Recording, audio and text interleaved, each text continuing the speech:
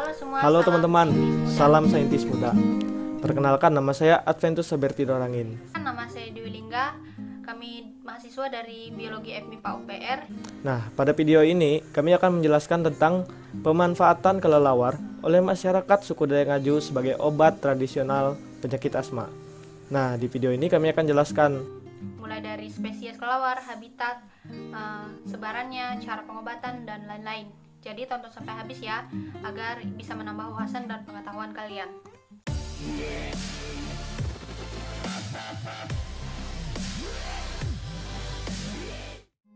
Oke teman-teman, kita mulai saja penjelasannya. Jadi Provinsi Kalimantan Tengah adalah salah satu provinsi yang ada di Pulau Kalimantan. Provinsi Kalimantan Tengah ini masih sangat kaya akan flora dan faunanya. Salah satu suku yang asli mendiami Provinsi Kalimantan Tengah adalah suku Dayak Ngaju. Nah, dalam hal kebudayaan, masyarakat suku Dayak Ngaju ini masih sangat erat pemanfaatannya dengan hewan. Bisa kita ambil contoh adalah burung tinggang.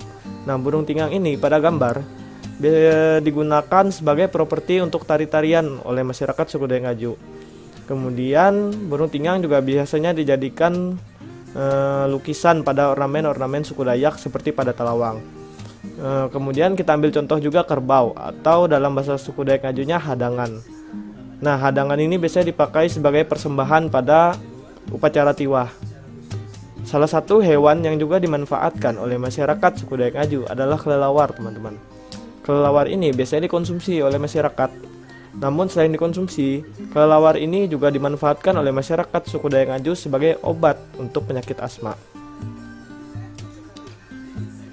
Nah, berdasarkan informasi yang kami kumpulkan dari media sosial seperti Facebook dan yang lain-lain, kami mencari informasi tentang jual beli online kelelawar ini, teman-teman. Kemudian kami juga mencari informasi tentang beritanya, tentang penjualannya di Kalimantan Tengah. Kemudian kami juga mewawancarai warga asli suku Dayak Ngaju. Nah, dari informasi tersebut kami berhasil mengidentifikasi kelelawar yang biasanya dikonsumsi dan dijadikan obat penyakit asma oleh masyarakat suku Dayak Ngaju. Kelelawar tersebut adalah Pteropus pampirus. Nah, dalam bahasa Indonesianya disebut dengan kalongka pauk, dan dalam bahasa lokal suku Dayak Ngaju disebut dengan bangamat. Klasifikasi dari Pteropus pampirus ini adalah dia termasuk ke dalam filum Chordata atau vertebrata yang isinya hewan-hewan vertebrata.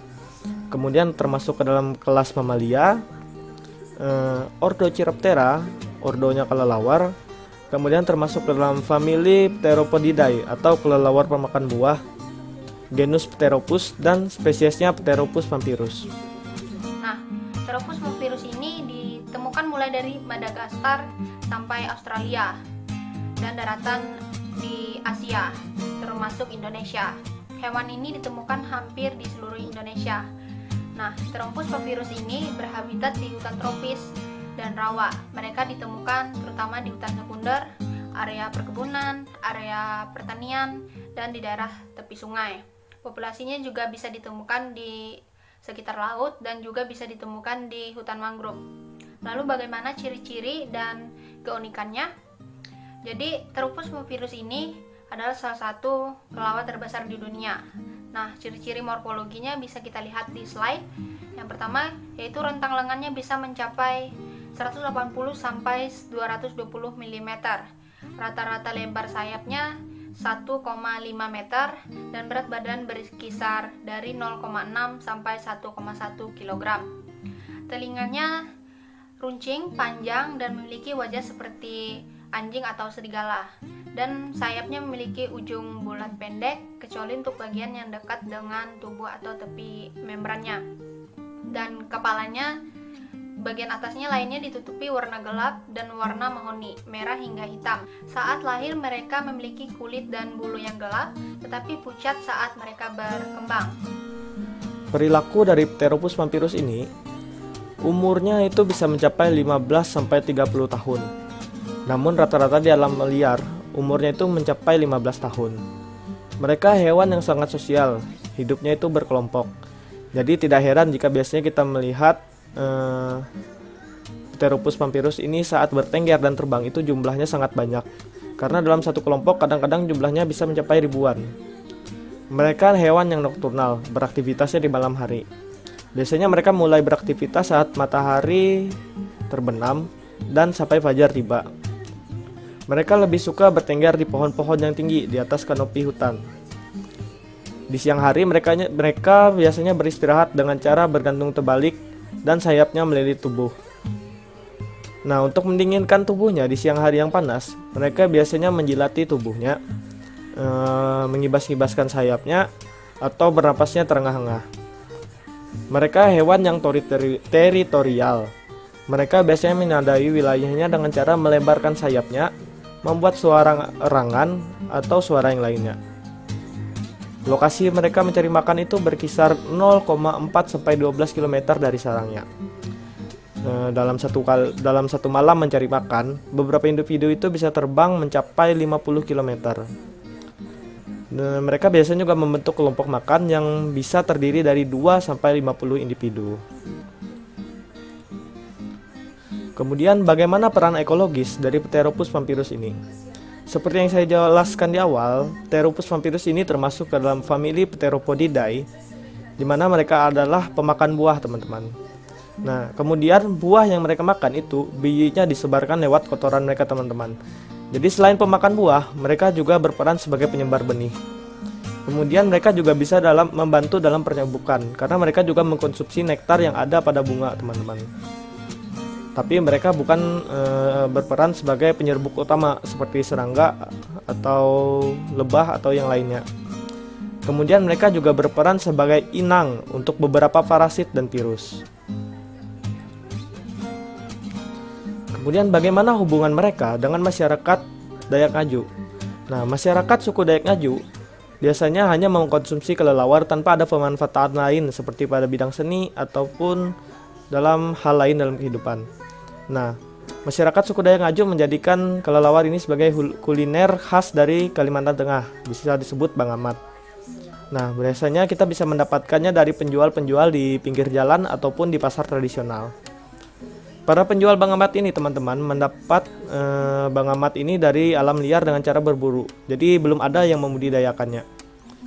Mereka dijual dalam kondisi masih hidup ataupun sudah mati.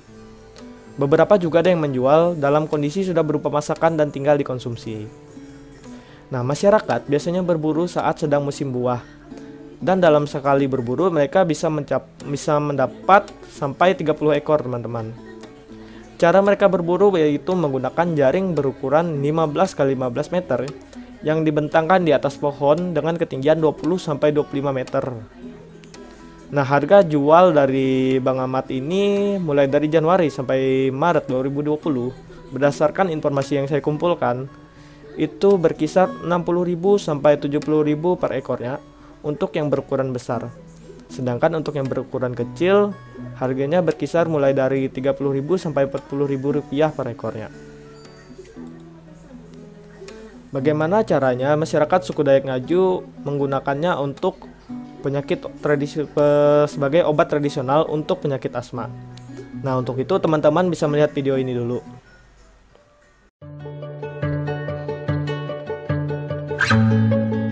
Apabila Anda memiliki penyakit asma yang sudah bertahun-tahun tidak bisa hilang, maka Anda harus mencoba untuk memberanikan diri dengan memakan hewan yang sering berterbangan pada malam hari, yaitu kalong.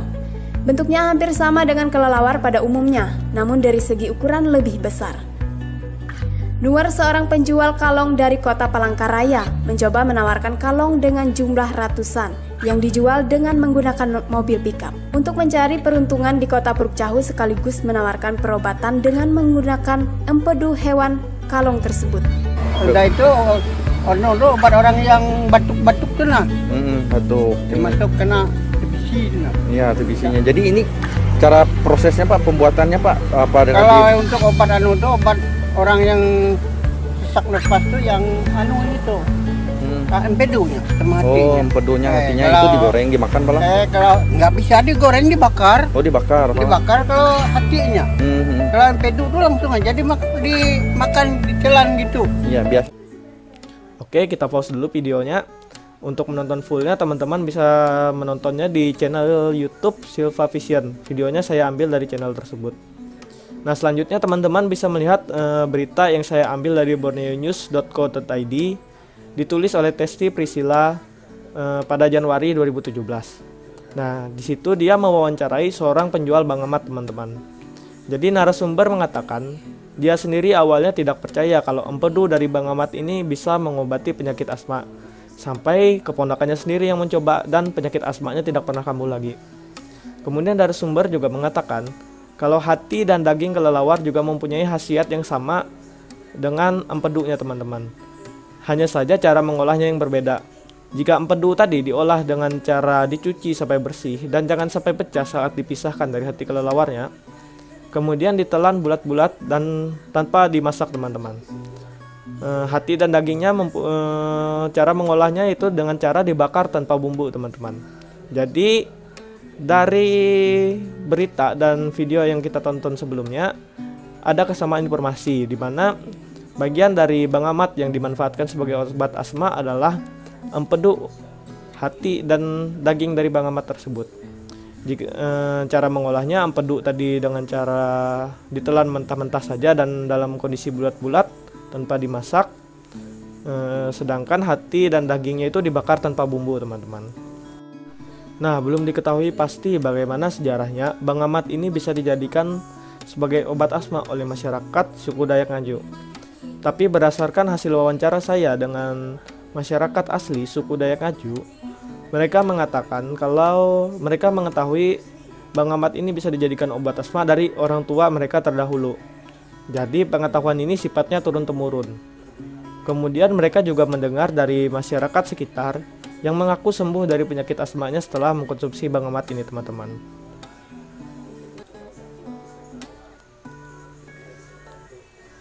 Kemudian bagaimana hubungannya penyakit asma dengan kelelawar ini, teman-teman?